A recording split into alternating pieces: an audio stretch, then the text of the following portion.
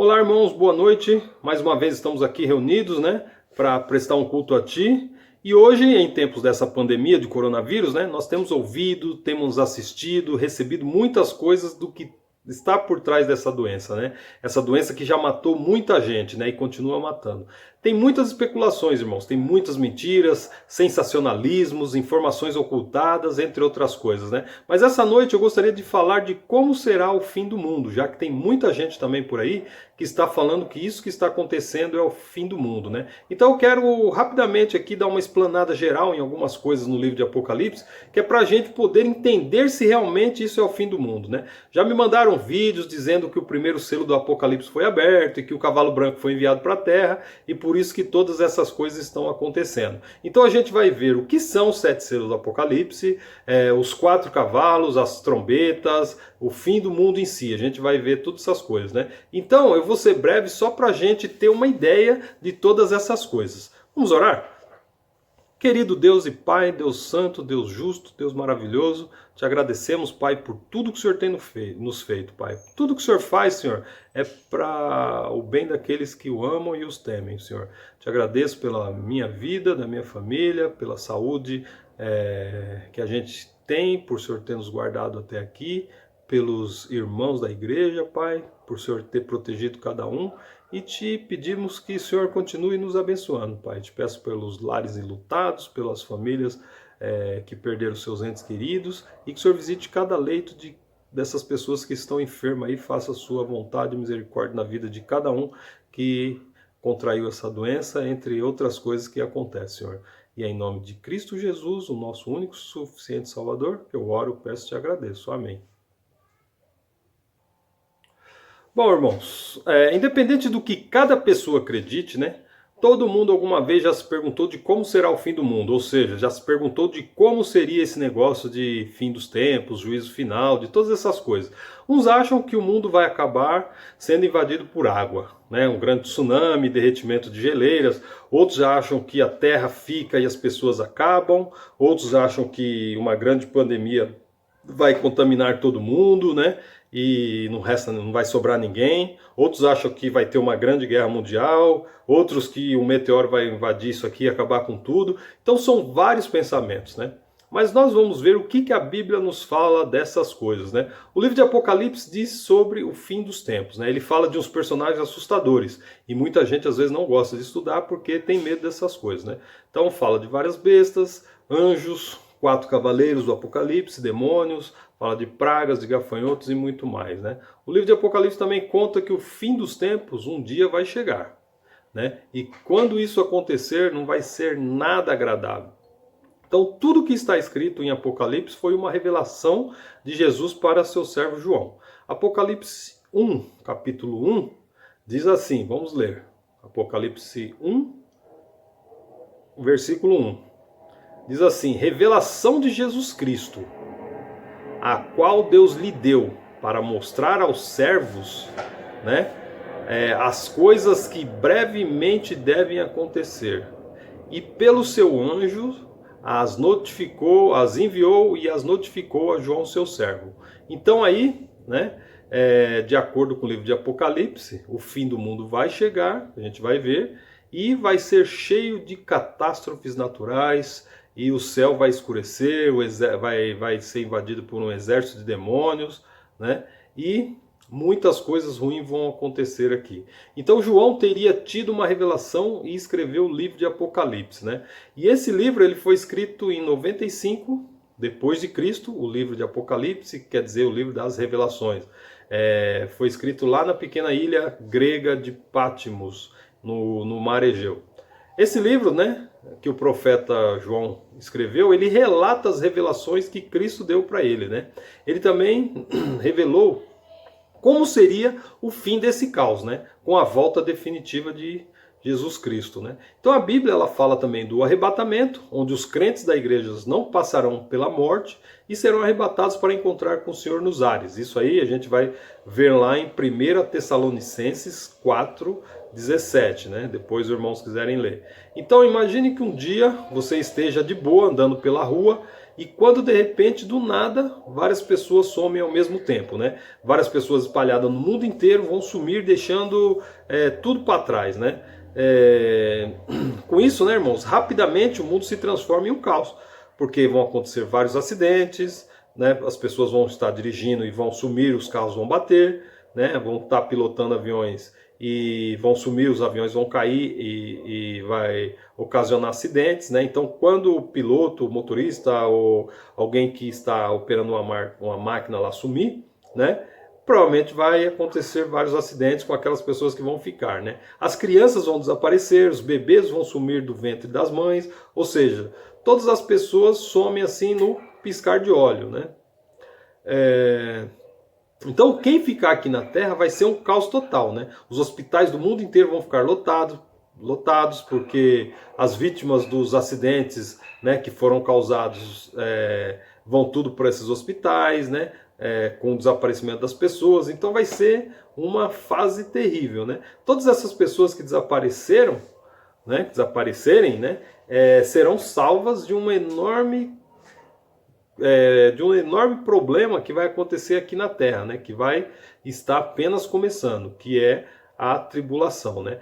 Então, depois do arrebatamento, começa a tribulação. E a partir daí, várias catástrofes naturais começam a acontecer em todo o mundo.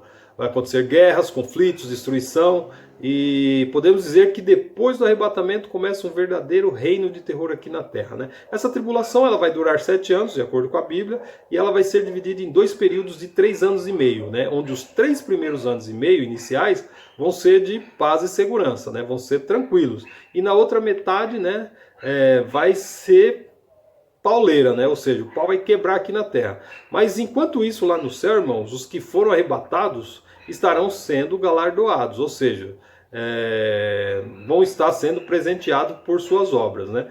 Mas lá do céu também, Jesus teria um outro livro, né, em especial, em suas mãos, um livro selado em 7 selos, que quando ele abre cada selo, uma coisa terrível acontece aqui na Terra. Vamos ver em Apocalipse 5,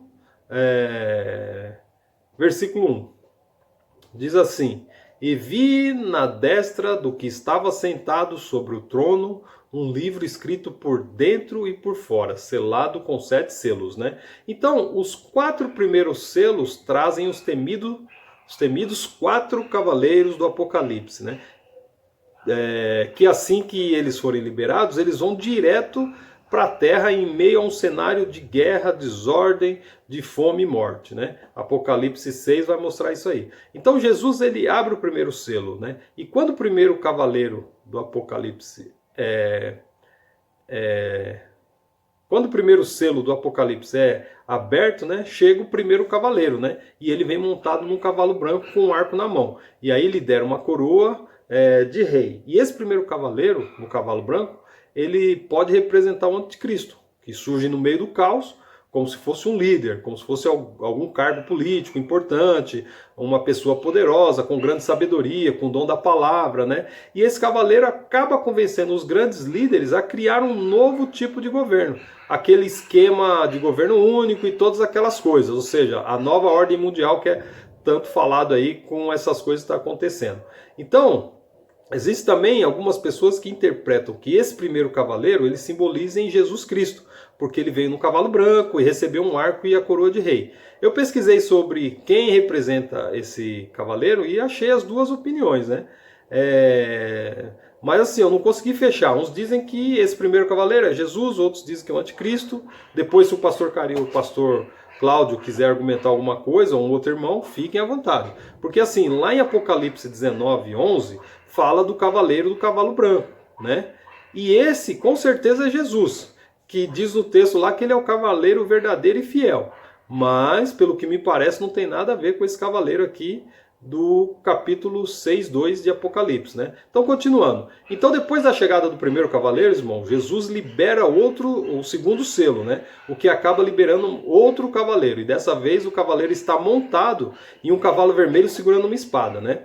E esse cavaleiro, ele veio para a terra para tirar a paz das pessoas e também para instalar uma guerra ainda maior, né? Fazendo com que as pessoas lutem umas com as outras, né? E aquela bagunça total. Aí depois disso, o terceiro selo foi aberto e o terceiro cavaleiro do Apocalipse apareceu, trazendo fome para o mundo. E esse terceiro cavaleiro ele chega montado em um cavalo preto, né? Com uma balança na mão, fazendo ofertas exorbitantes, assim, né? O que significaria assim a escassez dos produtos e por isso fome. E nessa altura do campeonato da Terra já vai estar uma bagunça, várias pessoas brigando, passando fome, né? E para se aproveitar de tudo isso, um governo ou algo do tipo começa a se unificar dominando a Terra, né? Então tudo estaria muito caro e as pessoas comuns não teriam dinheiro, teriam dificuldade para se alimentar, causando assim mais fome pelo mundo, né? E aí o quarto selo é aberto, né? E aí surge então o último cavaleiro do Apocalipse, que aparece montado em um cavalo amarelo. E ele representa a morte. E causa as pragas e mais fome, mais guerras e também mais destruição. E ele veio para piorar mais ainda aquilo que já estava ruim, né? E aí os 4 cavaleiros já se foram. Então aí é aberto o 5º selo. Então João teve uma visão das almas das pessoas que foram mortas por terem anunciado a mensagem de Deus, né? E terem sido fiéis nos seus testemunhos, né? Então pessoas que foram caçadas, perderam suas vidas por conta da sua fé em Cristo, elas estão aí no céu, e João teve essa visão dela. E João viu também que essas pessoas que foram mortas, né, e que adoraram a Deus até o final, elas tinham se tornado mártires, né? E aí elas perguntavam para Deus se ele ia resolver todo aquele problema, se ele ia fazer a justiça, porque eles foram mortos por terem anunciado o Evangelho, por terem anunciado a mensagem do Evangelho. Então Deus disse para eles esperarem um pouco mais, porque a terra ainda estava, passando por esses problemas. A Terra estava acontecendo ainda uma grande catástrofe na Terra, né? Pois naquele cenário ainda tinha muitas pessoas que iam ser mortas da mesma forma que eles haviam sido, né? Então eram para eles esperar. E aí foi aberto o 6º selo, né? E vale a pena a gente ler, tá lá em Apocalipse 6, 12 até o 7, 17. E aí fala dos 144 mil, que aquelas pessoas que vão pregar para as pessoas que estiverem na terra durante a tribulação, né? E muitos vão se converter. A terra ainda está passando por grandes aflições, né, e por muitas dificuldades. Então João teria visto tudo isso, né, que aqueles que foram fiéis e se converteram na tribulação, Deus mesmo durante todo aquele caos, né, no final do sofrimento iria dar tudo certo, né? Então depois dessas coisas, né, depois dessa visão, Jesus abriu o 7º selo, né? E houve aí um silêncio no céu. E depois disso, então João viu 7 anjos de pé diante de Deus, e eles receberam as 7 trombetas, né?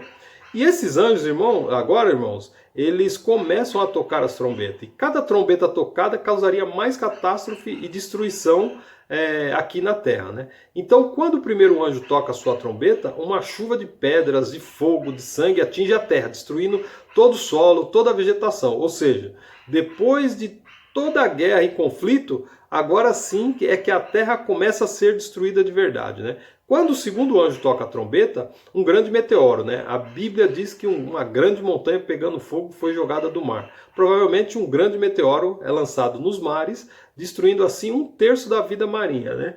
E causando assim também mais estrago no mundo, causando tsunami, terremoto, né?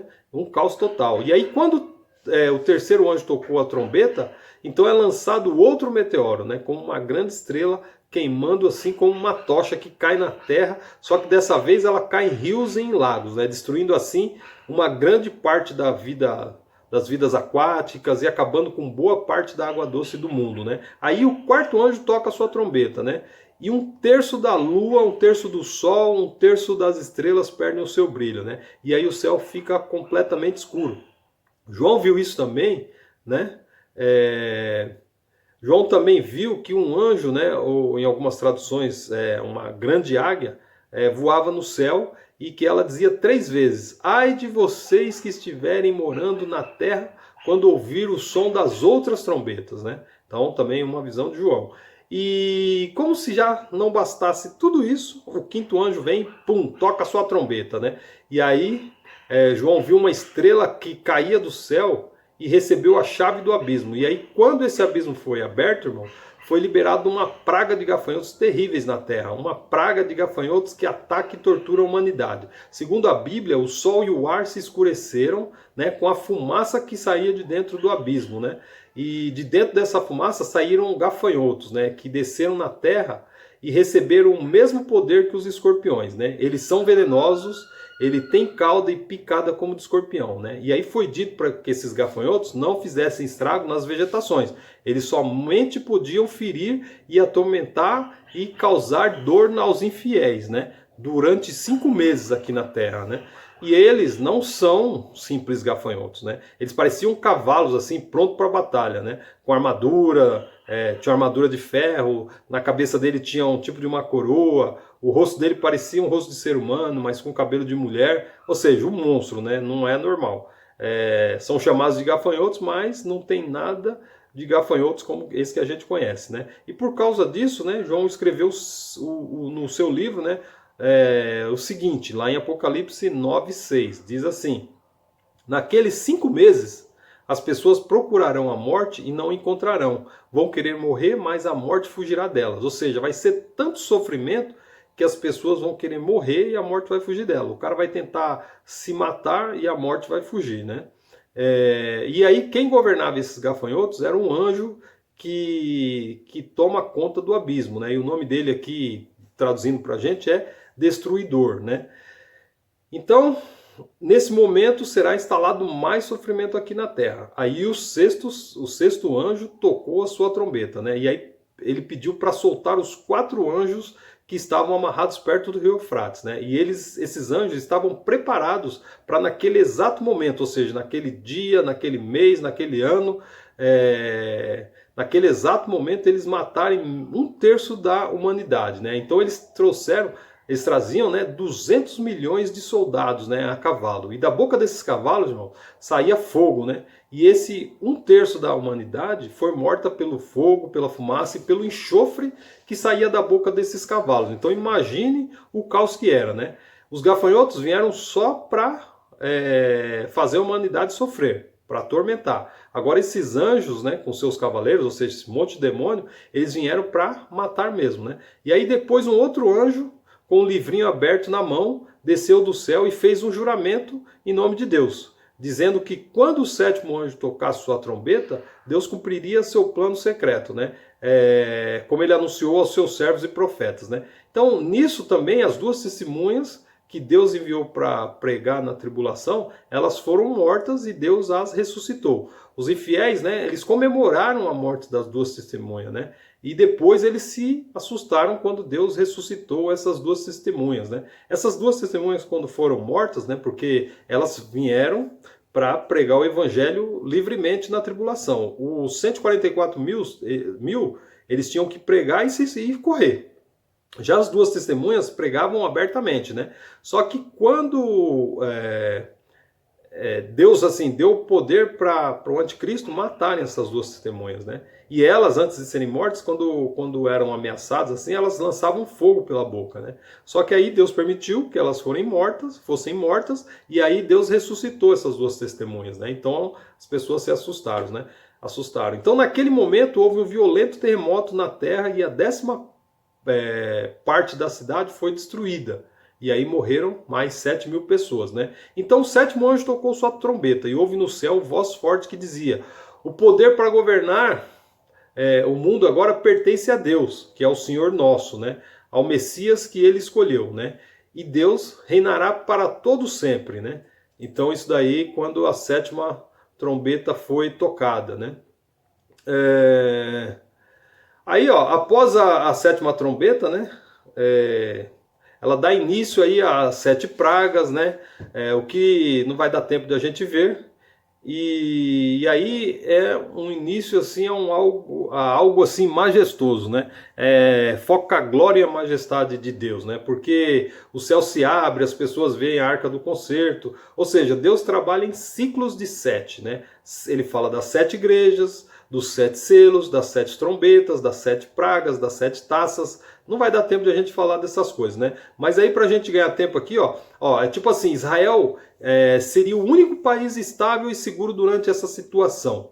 E aí, nesse tempo, né, o anticristo chamado como a besta ou como Satanás, ele vai reunir todas as forças e vai entrar em guerra com Jerusalém, né? E aí, quando essa guerra começar, e Israel estiver em seu pior momento, né, preste a ser destruída, Jesus volta à terra montado em seu cavalo branco, né? E aí sim, agora é Jesus, aquele lá de Apocalipse 19:11, né? Com seu exército do céu, para quê? Para livrar a terra do anticristo e dos seus seguidores, né?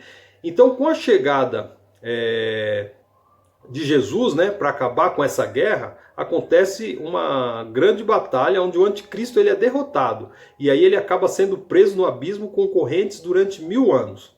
Então a Bíblia traz muitos detalhes, irmãos, dessas coisas que não dá tempo de a gente falar aqui. Mas irmãos, se puderem ler o livro de Apocalipse, é tremendo, né? Então dá até para entender melhor. Aí depois de tudo isso, termina o período da tribulação, né? Uma batalha vencida por Jesus, né?